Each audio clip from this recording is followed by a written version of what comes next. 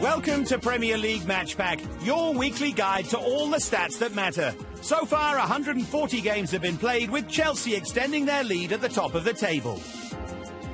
A season-high 37 goals were scored during match week 14, taking the overall tally to 398.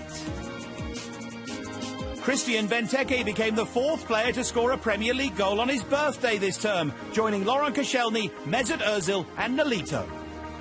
While just two of our teams recorded away wins last time out, taking the overall tally to 42, down 7 from this stage last season.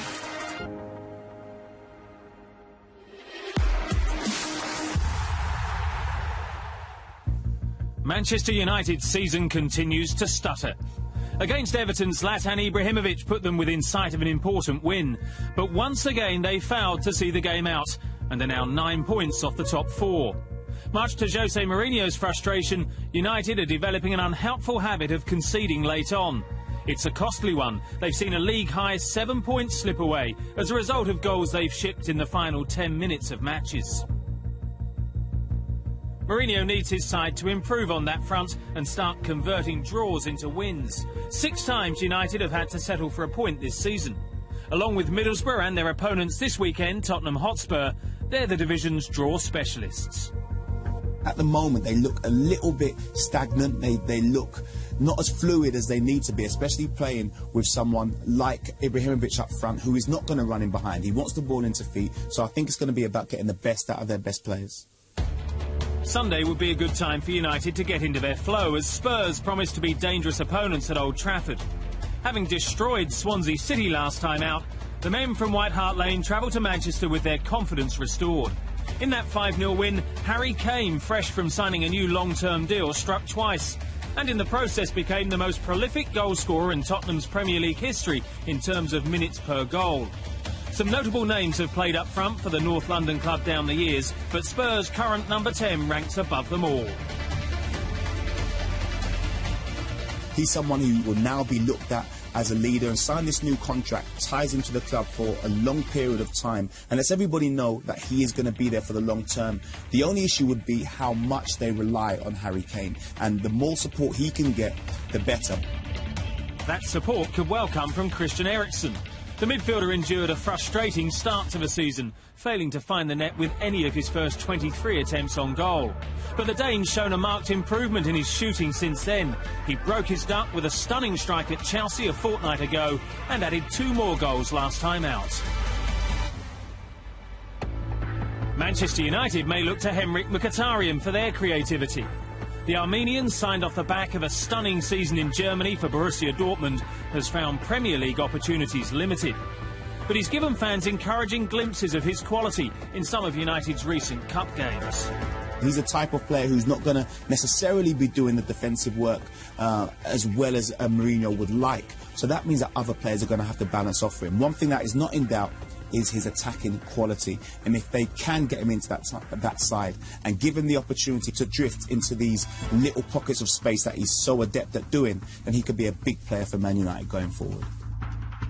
United could also benefit if Michael Carrick features. Happy to sit in front of the back 4 and allow the more attack-minded players to push forward, the former Spurs man's had a positive impact in the games that he's played. United haven't lost this season when he's been on the pitch. While Carrick seems to be a good omen for United, the same can be said of Toby Alderweireld at Spurs. The defender got injured in October, but returned to action in the Champions League this week and could start at Old Trafford. A major boost. Tottenham concede fewer goals and collect more points on average with the Belgian in the team.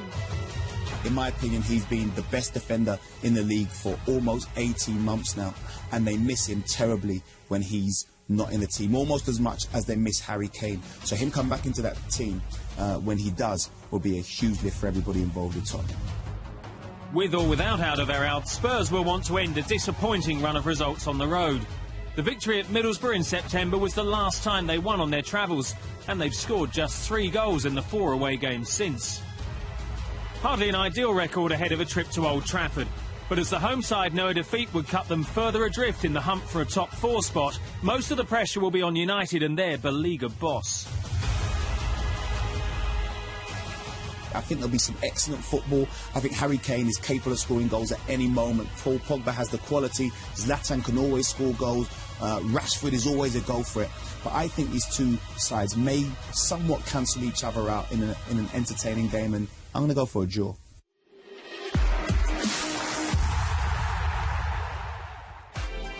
With 3 defeats in their last 4 league games, Leicester City will be glad to be back at the King Power Stadium this weekend, as 12 of their 13 points have come at home.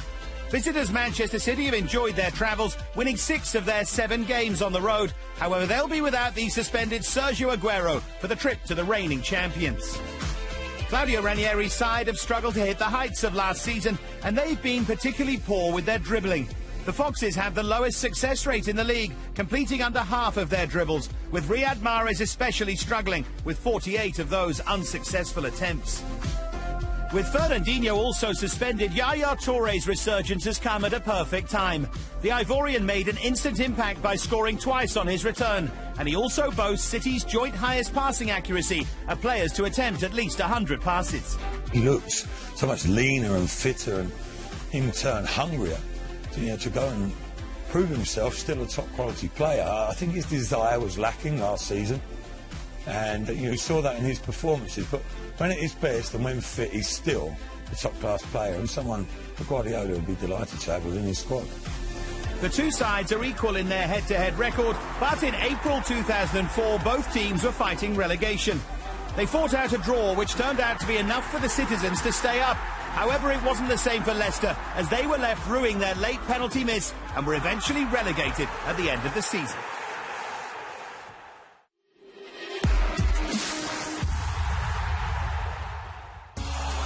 If Chelsea are the team of the moment, the individual catching the eye is Diego Costa. His opener at the Etihad Stadium was his 11th of the season and his first ever Premier League goal against title rivals Manchester City. It means the fiery forward's now scored against 20 of the 23 top-flight teams he's faced since arriving at the West London club. Antonio Conte is the first Chelsea manager to win 8 consecutive Premier League games in a single season since Jose Mourinho in the 2006-07 campaign. So far, the Italian suffered just 1 home defeat, restoring Stamford Bridge's reputation as a devilishly difficult place to go. While the Blues can rely on Costa, their opponents West Bromwich Albion have Matt Phillips in arguably the form of his life. The midfielder's had a hand in 6 goals in his last 4 Premier League appearances, with the Baggies' overall tally now standing at 20. They've only scored more goals at this stage of the competition once in their Premier League history. That's helped Albion achieve their best start since that 2012-13 campaign. They've moved up to 7th in the table with just 2 defeats in their last 10 league games. Away from the Hawthorns, they're proving to be extremely resolute. Having lost only twice on the road, West Brom could be a tough nut for the leaders to crack.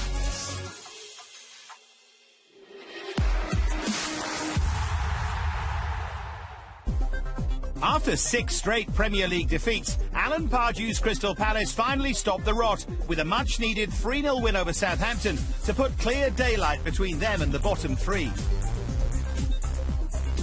There were areas of improvement on the pitch in that game, despite Palace seeing less of the ball. The Eagles managed to halve the amount of shots on target from their opponents from the average in their previous 6 games. They also kept their first clean sheet in 19 league outings. It certainly relieved the pressure on Alan Pardew, though there is still work to be done. It was against the Southampton side that on any given day can beat anyone in the Premier League, but at the same time they are a little bit flaky and a little bit weak where they can lose against anyone. So I wouldn't read too much into the win regarding style or sort of substance for Crystal Palace, but sometimes you've just got to get the win. Sometimes it doesn't matter how it comes, and I think Alan Pardew will recognise that. He'll be honest enough to analyse that. One thing that can be admired about Pardew's side is their willingness to fight until the final whistle. Only Arsenal have found the net more in the last 10 minutes of games than Palace this season. They might find comfort then that no side has conceded more in that time frame than weekend opponents Hull City. If you're scoring goals, then obviously it's great because it doesn't really tell you the tape of how the game's going, because you could be launching balls in the box with a minute to go and just trying to scrap for something. So it shows that there's a fighting spirit there, Crystal Palace. Alan Pardew hasn't lost that dressing room just yet, but the worry is if you're conceding late goals, that will damage you over a period of time. It's not just conceding late on that's hampering Hull. They've let in the opening goal in 12 of their 14 games this season, more than any other side in the competition. Mike Phelan will need his team to tighten up at the back if they have any hope of preserving their top-flight status come May. The Tigers' last line of defence of late has been David Marshall. The Scottish goalkeeper has featured 9 times in the league since signing from Cardiff City in the summer, though has had to pick the ball out of his net 22 times and is yet to keep a clean sheet, unlike Eldin Jakupovic, who can also boast a higher save percentage. If you're Hull and you've got 2 goalkeepers that are very good, but you don't know which one's your number one, and both of them making mistakes at the same time, sometimes you've got to look at the bigger picture. Are they getting overworked? You know, is the back four, you know, protecting the goalkeeper? I think not. I think that's where Hull are sitting struggling at the bottom of the league and sitting inside the bottom 3. Aiming to help breach Hull's defence is likely to be Jason Puncheon. The midfielder has more Premier League assists than any other Palace player in the competition's history and is, on average, seeing more of the ball and creating more chances per game this season than ever before in an Eagles shirt. But turning into more of a scoring threat would be a benefit all round. When you look at Crystal Palace, I think you look at the players at the top end of the pitch. Puncheon playing in the 10. He has to do a little bit more. I like him as an individual. He's a good player. Maybe it's just a confidence thing running throughout the side, but you know, him alongside Benteke or just a little bit deeper, I think could pay dividends for Crystal Palace. These sides have faced each other just 4 times in the Premier League.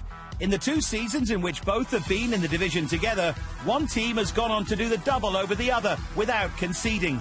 This time, survival is top of the priority list. Pardew will need to improve his record against the Tigers in the top flight. He's beaten Hull City just once in the competition as an opposition manager, but some suggest he might just get what he wants as he takes charge of his 300th Premier League game. It's a hard one to call. I think on paper you'd look at Crystal Palace. You know, they have got the better individuals. I'm just not sure defensively if Crystal Palace can keep a clean sheet.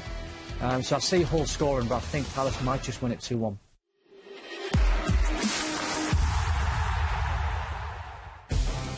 Unbeaten in 13 Premier League games, Arsenal are back up to second in the league following a dominant win over West Ham. Add that to a midweek Champions League success and they're in fine fettle as they welcome Stoke City, another team continuing to improve. Mark Hughes' side have collected 16 points from their last 7 matches, conceding just 3 goals in that time. There's still plenty of scope to do even better, especially it seems in wide areas. From open play, City have provided the second lowest amount of successful crosses. Xherdan Shaqiri's balls in from the flanks have been particularly poor. Only 6% of his crosses reach their target. Defensively, Stoke need to be on their toes against a man everyone's talking about. A stunning hat-trick last week made Alexis Sanchez the league's joint top scorer. The Chilean is relishing his central role, also leading the way in terms of the Gunners' assists, chances created and dribbles. Now, if you're big, strong, strapping Ryan Shawcross, you don't want to be coming up against Alexis Sanchez, who's darting everywhere, making good runs, low centre of gravity. He'd much rather come up against Giroud, I feel. So I think Wenger will persevere with Sanchez up front. Stoke have found Sanchez too hot to handle before. Back in January 2015, he scored twice to lead the Gunners to a comfortable victory. Arsene Wenger's side have dominated this fixture at the Emirates, winning every meeting in the Premier League. Last season, it was their first home win of the campaign, secured by substitute Olivier Giroud. Our match pack question this week is all about those long-range experts, as we're asking which Premier League player has scored the most goals from outside the box. As always, we'll reveal the answer later in the show.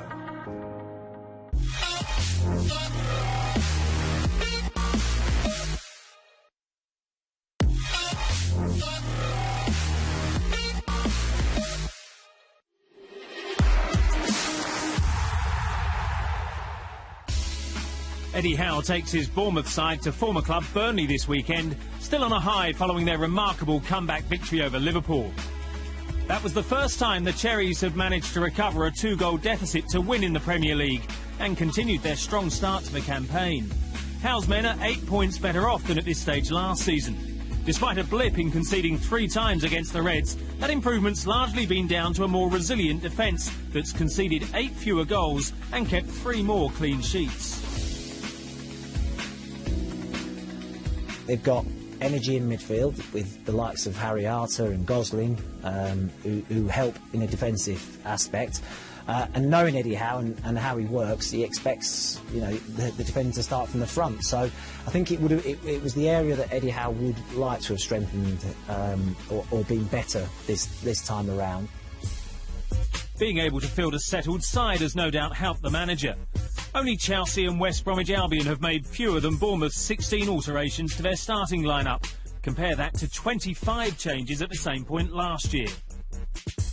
The Cherries' displays have been all the more impressive given the lack of top-flight experience in their ranks. The players who featured this season have collectively made fewer than 1,000 Premier League appearances between them. And there's only one man among them who's appeared in the competition more than 100 times, Arsenal loanee Jack Wilshere. Even so, nothing seems to faze this squad. I was part of an Ipswich team that got promoted, and our first season in the Premier League we finished 5th.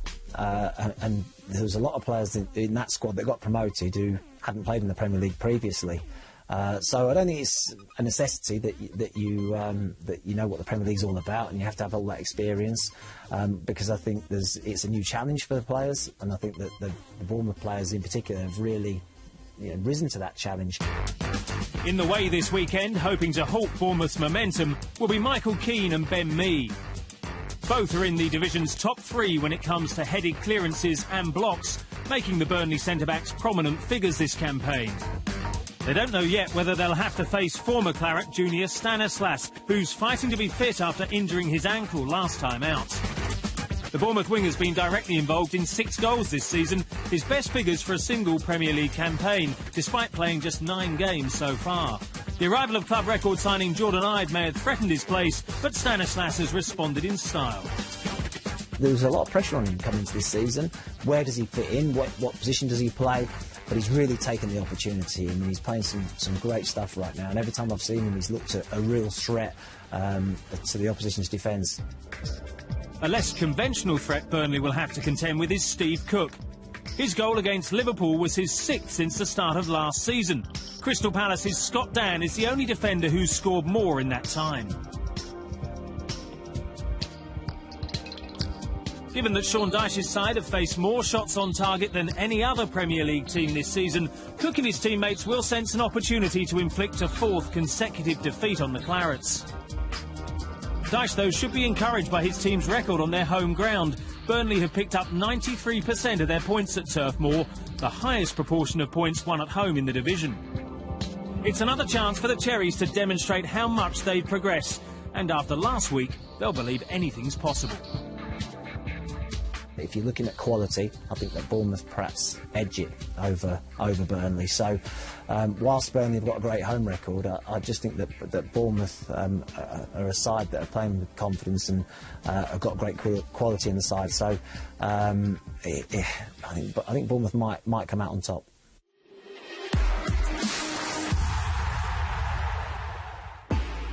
Jurgen Klopp will be hoping his Liverpool side's collapse at Bournemouth last weekend is quickly forgotten, as the result left them 4 points off table-toppers Chelsea.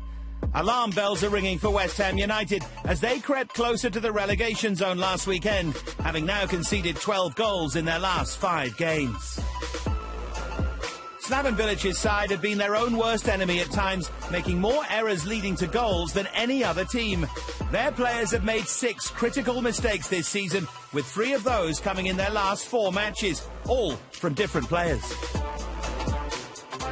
It shows West Ham are a team a bit low in confidence. They've had a very mixed start to the season, and coming up against the likes of Liverpool, who do press you in numbers and with speed. Oppositions, in this case West Ham, are prone to error. And as I say, confidence is not what it should be.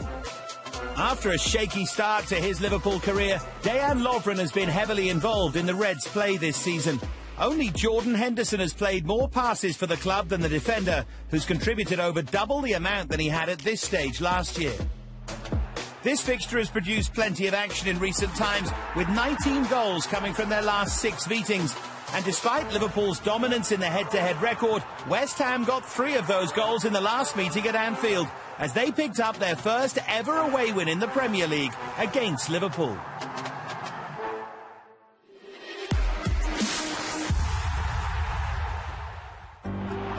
Swansea City have slipped to the bottom of the table after the joint worst defeat in their Premier League history, and their fans could be forgiven for wondering where it's all gone wrong. It's the first time they've conceded 4 or more goals twice in a row in the highest division, and the Swans have now let in 31 overall, 12 more than at this stage last season. Having managed just 1 clean sheet in their last 13 league matches, it's little wonder Swansea are in so much trouble. They needed to score 5 to secure their first win of the season a fortnight ago, which is not a recipe for long-term success. Manager Bob Bradley's described December as a critical month. They play 5 of the bottom 10 teams in their next 6 games, starting with resurgent Sunderland this weekend. The Black Cats are perennial relegation battlers, but have the advantage of a prolific goal provider in their ranks. Jermaine Defoe's played a part in more than 2/3 of their league goals this season. On that score, he's the most influential player for his club in the division and netted his 8th of a campaign in the 2-1 victory over Leicester last time out. The team's 3rd win in 4 lifted them off the foot of the table. Now manager David Moyes has set aside the target of repeating that form in the next 4 fixtures, which will mean improving their away record. They've lost 4 of their last 5 away matches without scoring in any of those defeats.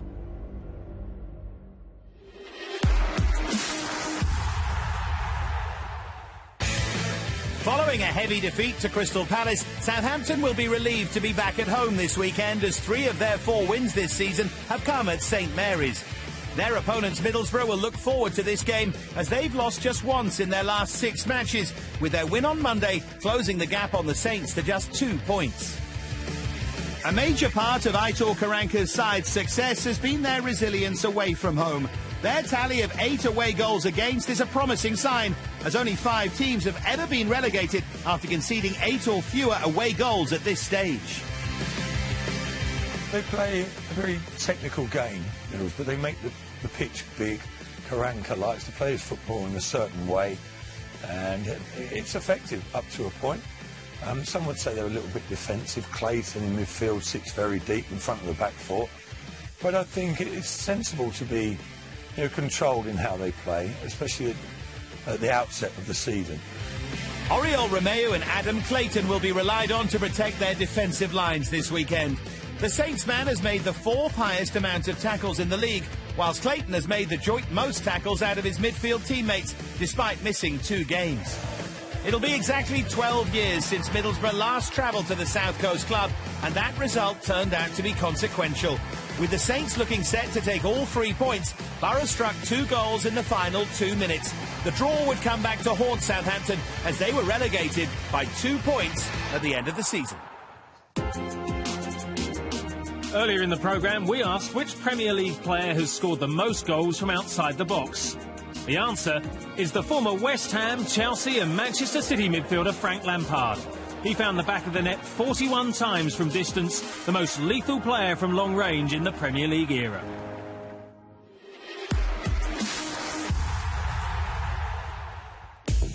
Watford came unstuck against the masters of set pieces West Brom last time out, conceding their 8th goal of the season from a corner. They're also failing to deal with their opponents' crosses from open play. This campaign they've shipped 11 goals from wide balls, at least 3 more than any other top-flight team. Their poor defending has contributed towards their bad run of form, with just 1 win in their last 4 games, conceding 11 goals in that time. At Vicarage Road, it's a similar story, as they've only kept 1 clean sheet in their last 12 Premier League home games. The last of that run also saw them fail to score on home turf for the first time since March.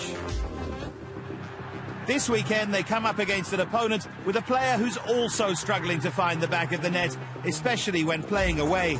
Everton's Romelu Lukaku has scored in just 4 of his last 18 Premier League appearances away from Goodison Park. He'd scored in 8 games of the 18 prior to that. Much like their opponents, the Toffees have had their own defensive problems. In their last 10 Premier League games, Ronald Koeman's side have kept just 1 clean sheet, recording 2 wins in that time. Like Lukaku, the side are also struggling away from home, having picked up just 1 point in their last 5 trips, scoring only 2 goals in those games.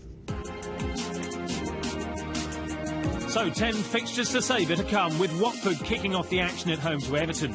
Fresh from their comeback heroics, Bournemouth travel to Burnley, while it's a battle at the bottom as Swansea host Sunderland. 4 games on Sunday start with league leaders Chelsea taking on West Brom. Liverpool against West Ham rounds things off. As the season heads into a busy fortnight that brings some key midweek fixtures, there'll be even more highs and lows for the hard-pressed men in charge. Some are attempting to steer their sides away from danger or lift them to new heights. But whether it's towards the bottom of the pile or at the very top, the pressure never lets up for the men who must carry the weight of Premier League expectations. Until next time, from Dave Farrer, me Dave Beckett and everyone on the Matchpack team, goodbye.